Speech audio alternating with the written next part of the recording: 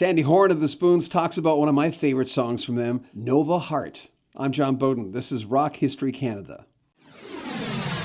Remember, if you want to see the entire interview, it's on the Rock History Canada channel. There's also a podcast, links in the description of this video. Also, there's 2 new projects that the Spoons have out where other musicians tip their hat to their music, and also another great project from the band.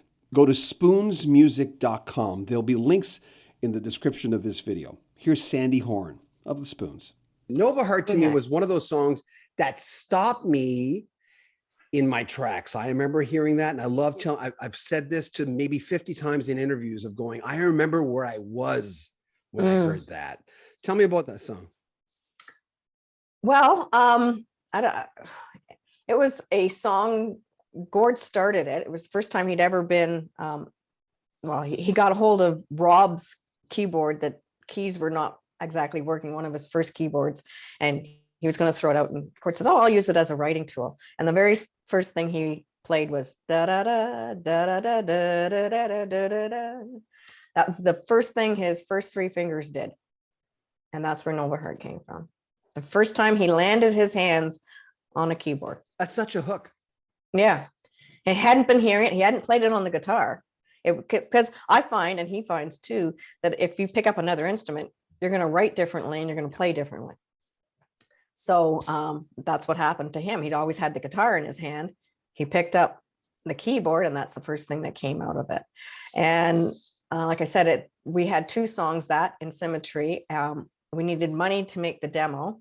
And at that time, Carl Finkel, our manager, his family owned Maxwell Tapes. Remember Maxwell? Yeah.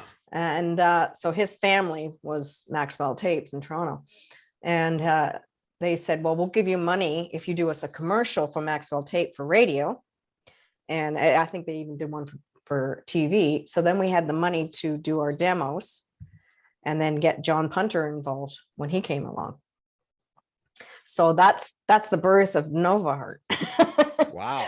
But as far as when it first started getting played, I remember we played it was called Ballinger's in Cambridge, a very big bar with the old dance floor with the hay underneath the wood. So it had a little bounce to it and so forth. We were playing opening at that time because we were just climbing the charts. And I remember somebody coming back to our dressing room going, I really love that song, Sleep in Your Overalls. We're like, what? He says, you do a really good cover of that new band that does Sleep in Your Overalls. I said, you mean I'll sleep in your Nova Heart? And we're the actual band. Yeah. You're going back to that young lady in Burlington living with her parents. Knowing what you know now, would you give her any advice? The only thing I would say to myself, because I would have to say I was very almost naive. Well, I was naive. And I was also somewhat afraid not to be so fearful.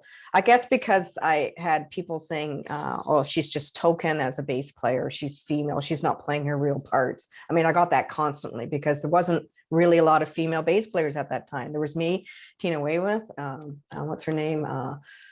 Carol King is, I believe her name is. Anyway, there was very few. So the bass belonged to a male still in the 80s. And I came forward and I took a lot of flack for it and I didn't stand up strong enough. But I guess too, at the time, no one would just say, I'm going to do this. That would be my only fear, and come out of my shell more. I was listening too much to what the industry was telling us to do. Once we got through the gate, we were afraid of losing it, maybe. So I listened too much to the industry and what they were telling us to do, the record companies were telling us to do and how to be and that kind of thing. Remember, links to all the new Spoons music in the description of this video. I want to thank Sandy. And if you want to see the entire interview, well, it's also in the links of this video. It's on this channel. And there's a podcast and there'll be links for you there as well. Make sure you comment on our video, subscribe to our channel, and share our videos. I'm John Beaudin. This is Rock History Canada.